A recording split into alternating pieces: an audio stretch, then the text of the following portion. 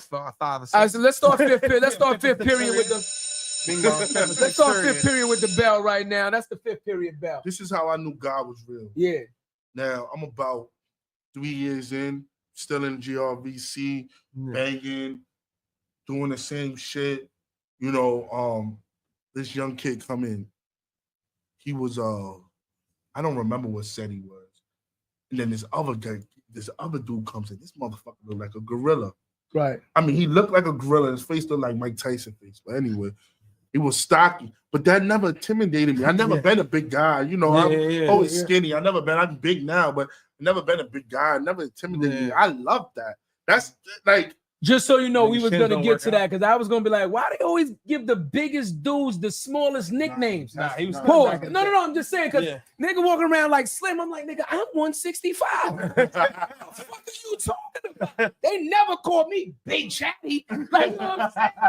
Remember, they called him Tiny Zeus last night. Zeus, nigga. Why? You know, people that know I was real skinny. Okay, guys. Because you listen, I go hold you. That definitely was a question. I wish I had a fucking picture. I gotta pull it up. That definitely was a question I was asking before this shit. Go like, why always the biggest dudes get the smallest nicknames? Like, but they don't ever give us small guys the big nicknames, right?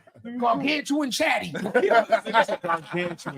on, son. Hercules Chatty. Like, what the fuck is going on? But go ahead, though. So, actually, this dude was a little small fucking dude. So at this time, I'm more on a wind down. Yeah. Like I was telling you, I was more political. Yeah. I didn't get into a lot of stuff. At this time of the story, I'm sitting up. I'm just waiting. I'm stressed out, just waiting on what's going to happen with me. So, you know, I had a house gang. House gang, if y'all don't know, I used to mop and sweep after everybody locked in. Everybody want that job. Yeah. I've been in the house for 3 years. Everybody wants that job. Right. So this little motherfucker comes. He's like, yo, who's the homies on house gang? The homies need that job. It was paying you $10. Now listen, in jail you don't make no money. They pay you like $10 a fucking week. Oh, but pennies on a dollar. Pennies on a dollar. Yeah, they pay pennies on a dollar. But I had that job and I had another job that I was doing at the time. So, you know, it helped you with commissary, help you with calls or whatever the case may be. So I don't know. And this is what I don't understand. Why people look at my face and think that I'm the ultimate punk. Maybe I got punk written over my head. This motherfucker said, well, I'm taking Slim slot. So you can't take Slim slot. You fucking this nigga. First of all, he's a homie. And second of all, he's been in this fucking house 3 years. He's been fucking doing this shit. You know, he look out for us. He get us our soups and stuff. He do this, he do that. Yeah, you can. Well, I'm doing that. He had the big fucking Mike Tyson dude. Backing him. Yeah. These niggas was scared of that nigga. My own homies, my own team was scared of this nigga. I'ma ride out. Yeah. I'ma ride out by myself. And at the time, I wasn't hanging out with blood niggas. I was blood, but I was hanging out with people from the Bronx. Yeah. When Bronx had a table, I'm chilling with Bronx niggas. Because I don't identify myself as a gang member. As a person, as a I man. identify myself as a Bronx nigga. That's it. You go to the feds, nigga, I'm from the Bronx. You know, I'm a Bronx nigga through and through. I bought my house in the Bronx. I'm from the Bronx. Anyway, he probably figured like, oh, this nigga is like a low-level nigga. He's hanging out with Bronx. He's not even chilling with the homies. He's this, he's that. So this motherfucker pulls a little fucking knife out on me. Yo, put that broom down. You this. I took that fucking broom and almost took his head off. Right. And this is what I say, and this is another thing that I don't understand about gang culture. They turned on me. Wow. The homies turned on me. That's crazy, bro. So I can kill this fucking kid with one hand. Yeah. He ran to the gorilla nigga. You know who hold me down? The Bronx niggas and the Latin Kings. Crazy. Because I was close with the Latin Kings. It was more political. It wasn't about beating the gangs, about respect. I respect those people. They was getting high and all that. I was laughed with them. I respect those people. I see those people when I got out. Yeah. I respect those people. So you know what they did? My own brothers. Everybody moved to the back. My Bronx niggas was standing up. for me. Yeah. Neutral niggas, not they was YG and shit, but Yeah, of course, niggas of course. standing up for me. I couldn't make it to my cell, was locked down. They didn't call the thing. I remember it was a Latin King nigga named Pretty. He was a little crackhead dude. He's doing life right now, yo. No, he's doing 22. Pretty was like, yo, Poppy, calm down. I didn't drink coffee at the time. He's like, Poppy, calm down. I was shaking. I was so mad that these niggas that I was in the house for 3 years gonna take for me. He handed me a cup, a green cup. When you go to jail, you get a green cup. Yeah. He handed me that cup. Yeah. And under that cup was a name. Wow. He said, drink the cup. And my hand was shaking. I'm not gonna lie. Yeah. He said, drink. And when I pulled the cup, he said, you're all right. You're gonna be good. Yeah. You're gonna be good. So I told the nigga, let's go. Like I turned to the Hawk sometimes. I got in the middle. Let's go. Let's do it. Oh, you making it hot? You making it hot? They talking all that hot shit. Let's go. Because I want to go knife for knife. Yeah. That's what I do. I go knife. We going in the cell. I'm going knife for knife. We going knife for knife. Nigga, one of us is coming out this shit. You know how many times I went in that cell with niggas and came out that cell? We going knife for knife. That nigga is not built like that. So I was so mad. I was so heated. I had that knife. I slept with that knife in my hand. So the next morning, I told that nigga, I said, yo, when you come out for breakfast is 4 a.m. When you come out for breakfast, I'm gonna fucking kill you, motherfucker. And I meant that more than I meant anything that I'm saying on this fucking podcast. I was gonna stab him in his fucking neck and kill him and throw away everything that you see now would never exist. I sat down after that, though. After I said that statement, I prayed. That's real, bro. And I asked God for wisdom and guidance. I didn't wake up for breakfast. Right. But when I did wake up, she was coming to visit. They now, yo, you got to visit. Come on, we leave you. If you miss your train, your people be waiting a long time. Yeah. She was there to visit me. It was on a Sunday. I remember it. And I was telling her about it. She was just like, yo, calm down. Don't fuck it up, but don't be pussy. That's her shit. Like, nigga, I'm gonna be there. Yeah. I'm gonna be there.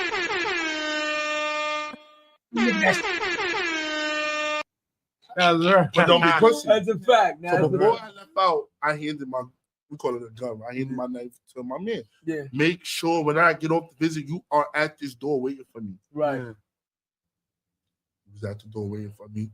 So now I'm hunting. He's not in the house. They went to law library. Hour go by, 2 hours go by, 3 hours go by. I was, like I said, I've been there a long time with the people. I'm like, yo, what happened? Oh, yo, they just raided the little library. All them niggas out there just got transferred. Wow. Him, the Mike Tyson nigga, or anybody. That's fucking day. No, immediately. We said they raided the library. Raided the law library. And whatever niggas had on them at that moment, transferred them immediately. So that's crazy. Me from killing him. Then later on the decline of my bid, this is the decline of my bid, because of the decline, we didn't been having riots, we didn't been fighting police. I was tired. And I could tell you, I was mentally and physically tired. I had 8 months left to do. Right, you ready to get home? I transferred the last 3 weeks of my bid to the dog house. They had dogs. We was taking care of dogs. Yeah. Next to my house, now it was people that wasn't really irrelevant in that house. It was a little lap Kings gang, but there was no gang banging in there. It was just we were sitting there watching Jay-Z in my lifetime. Niggas ready to get home. So next to us, that's the niggas that get the cushy jobs that end up getting transferred when they come down to the bookings to give niggas their food and all that. They get the green uniform. Go to the center. That's it. Them niggas ain't doing nothing wrong. They don't think I'm going let me tell you 30 something. left. It wasn't that. Because I still had to go upstate, so I didn't get a green. That's what you doing. That's what you're doing on the island. Got you. You're on the island. I had to go though. Yeah. So anyway. Wait. So they sent you upstate just to check you in and bring you back down? Yeah, I had to finish my time. That's what I just said. I knew they was gonna. That's crazy. They had to finish my time. Dirty with that. And niggas is dirty with that. They're not gonna keep. You have to get a number. Yeah, you gotta get a number. Yeah, you gotta be on parole. Correct. So correct. Next to my house was the snitch house. So all the snitches from all the jails was in that house. So we everything that we shared the kitchen. Who was in that house? The kid I was gonna kill. The gorilla? No, not the gorilla nigga. The small one who said he want to take his spot. But he was a snitch. And he's begging me, yo, Slim, yo, I'm hungry. I need you, homie. I need you. You know what I did? Gave him food. You fed him? Love, bro. Fed him. I cooked food for him. I'm gonna keep it 100 with you. Get a Nah, I'm gonna keep it 100 with He you. couldn't physically. I wouldn't be me tell honest you with you. something. Nah, you had He to couldn't clean physically. toilets, my nigga. Like He couldn't. God did something to him. that's a fact. That's a fact. That's a fact. He couldn't physically beat me, mentally beat me. He didn't have the stature. He couldn't win. I got you. You know I how got you. you know you you can't win. So what am I gonna do? Be a bully? I'm not a bully. Yeah. Then I got out of jail and I seen him at parole. Right. He want to talk to me. Bro, I can shoot you in your head right now. Yeah. But I don't dwell on stuff like that. I'm not dwelling on stuff. I went to the feds. There you go, bro. Fighting with the police. I signed a piece of paper. They took 30 of us to the feds. I had to deal with the Fed life. These niggas got screwdrivers and shit. Right. Like, yo, I've been through so much. I went upstate. I seen a dude put it. I don't even know what this was. It was this big, put it through a guy's neck. And half my face was frozen on the floor because it was on the gun towers. I was in Ogdensburg, New York. Yeah, it's crazy. You know, I've been through life. I've been through a lot. And this is what I'm trying to tell you. For me to come home and to be doing good as I'm doing and starting a business and taking care of my family and married and house and all that is a dream for me. I'm living my second life. I couldn't fabric the things that y'all couldn't believe the things that I did in jail or outside of jail. So when somebody come to me and talk about some blood or this or that, I love my brothers. Facts. I love my brothers, whether it's the red side or it's the Masonic side or whatever I'm dealing with. Right. I love my brothers wholeheartedly, and my brothers did for me, and they made my bed smoother. I'm not gonna lie to you, I could have had a rougher bed. Yeah. I love my brothers, but we have to grow up. And time is, and we can't get. I left. My son was 3. My son was 8 years old when I came home. Yeah, that's real. Bro. You know, I left, and that's real. You cannot get. So you end up doing 5. You can't get. It added up. It added up to about 5. Gotcha. Get back that time. I want to just say this because I'm glad she's sitting next to you at this point. One of the things that we cannot skip past. When you are incarcerated and somebody loves you and you have a family, you do not bid by your fucking self. Let's be clear. The whole family. You do not bid everyone who by yourself. Anybody that writes you, anybody that takes the time to come and see you. I want to hear from your queen sitting next to you. There's a difference between dating somebody and then ending up marrying somebody. There's a difference dating somebody in the free world and dating somebody incarcerated. It's a different strength. Yes, it is. It is a different mentality. I would love to hear from you on how you felt before he got locked up and what you dealt with while he was locked up and what made you decide to stay and keep your family together. I would love to hear from you. Okay, so for me, it was like a no-brainer that I was gonna stick by him regardless. Like whatever time he got, he already knew I was gonna be there, you know. I just think the hardest thing for me was just waking up one day and everything that you knew is just gone. And it's like at that time, it was just like, you know, obviously it wasn't just me by myself. It was my son. My son didn't understand. He had no clue. All he just knew was daddy was not here. Like, what's going on? Yeah. Where's he at? And for me, it changed everything so drastically all at once because literally I was heading out that day. He went downstairs and never came back. And it was just like, wait, what the hell?